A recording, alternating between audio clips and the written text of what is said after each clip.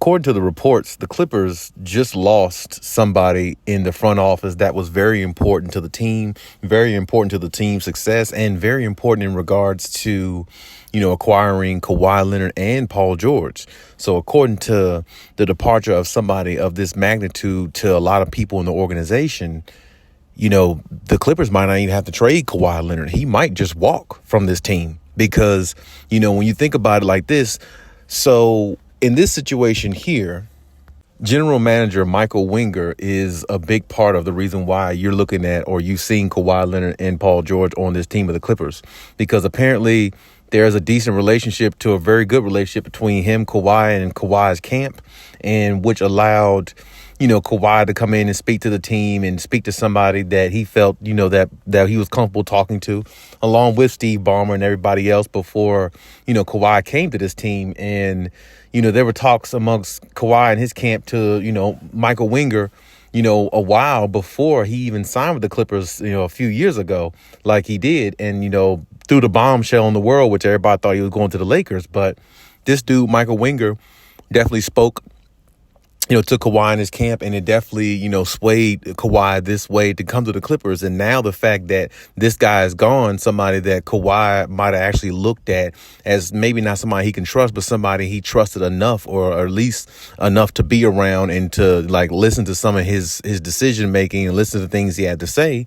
Now he's gone and he's signed to the Wizards. And, sometimes when you lose key pieces like that in within an organization that somebody you might feel like you can trust, somebody you feel like, that you might know on a different level outside of basketball, that can definitely ruin relationships with others. And it can actually make you or sway your mind to think elsewhere. Maybe I should take my talents elsewhere. So that's the reason why I say, there might be a situation to where Kawhi might actually leave this team, let alone, them trying to trade him. It might be an easier situation for the Clippers, easier than what they think. So my point is, with all this going on, and then the Ty Lue situation seems to get more and more peculiar. The more and more I talk about it, the more and more I read about it. It's just beginning to look very, very, close to an end with the Clippers and Ty Lue possibly. Now, of course, there's definitely a chance he still can return as the head coach, of course, because he's currently on the roster as, the head coach. And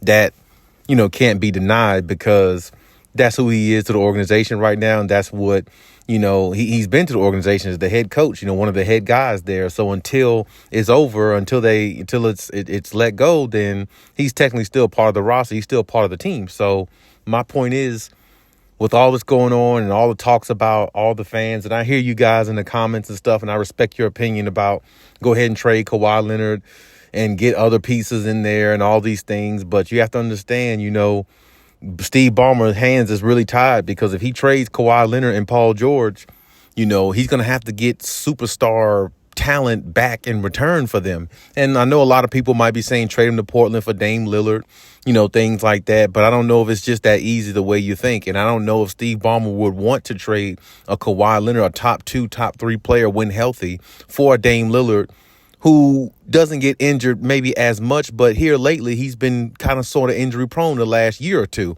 You know what I'm saying? So when you think about that in its entirety, and he's a little bit older than Kawhi Leonard, I think, it's hard to really make that trade that easily go through with somebody like Damian Lillard, because he's never proven that he could win a championship, even though his team hasn't been the greatest and things like that. But, regardless of that, you still got to win.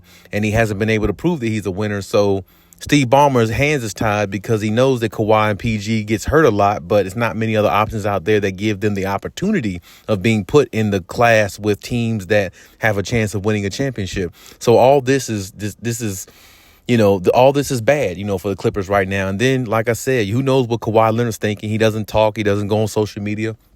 He doesn't express himself to anybody.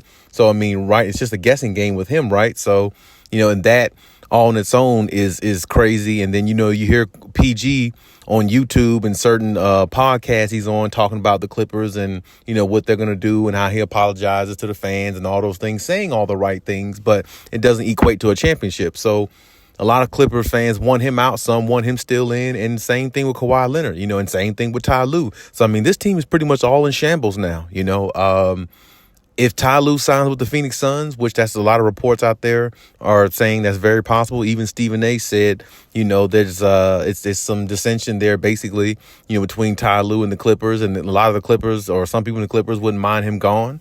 What Stephen A. was saying on First Take, and I don't know how true that is, but you got to take all that kind of with a grain of salt, but you also got to like not be surprised if it does turn out to be true, because Stephen A. has good sources and always has. So you got to look at that in its entirety. And just the fact that, this team, hasn't, panned out the way we thought they would, or lived to expectation the way we thought they would. It's still an opportunity for this team to come back together maybe one more season and maybe give it a run if they can stay healthy. And I think that's kind of what Steve Ballmer would lean towards if it's up to him. But of course, everybody has to agree in the front office, management, all that stuff, and have to come to a real decision. Of course, he can make the final decision, but it's always good to, mold over with your team and see where everybody is mentally and see what everybody thinks and put all the ideas out on the table. And I think that's what's going to happen with the Clippers. It's just, it's so much turmoil right now within that team, within that organization. I feel like everybody is kind of like, not together, maybe kind of sort of some might be turned against others. And I don't know. I just don't think it's a comfortable environment right now with the Clippers. And, Kawhi, he still has a lot of value left. And Kawhi is still a top player in the league, regardless of what you say, regardless of what you think about him. He's the Clippers' best chance to win a championship, because even if you got Damian Lillard with Paul George still injury prone. You know what I'm saying? So Paul George might get hurt before the playoffs again. Then Damian Lillard be by himself, hypothetically, like Kawhi was going against the Phoenix Suns.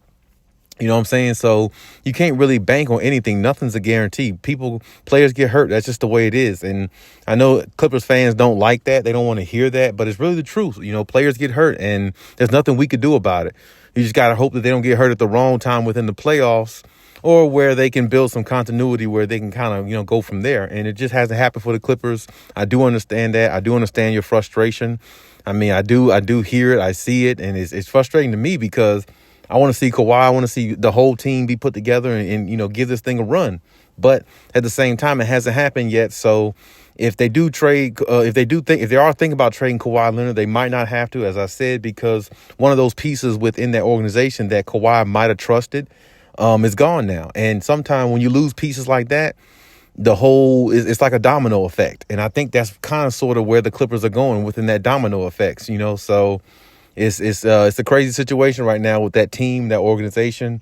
But either way, if Kawhi walks, as a Clippers fan out there, if Kawhi leaves this team and you see him go to another team, win a championship, that's not going to feel very good either. And that's a very big possibility that can happen, because you look at some teams that can use another star player. I mean, you look at the Miami Heat, if they don't find a way to, win a championship or something like that, they can use one. I mean, a lot of teams, like a lot of teams will take Kawhi Leonard, even though you might not think they will.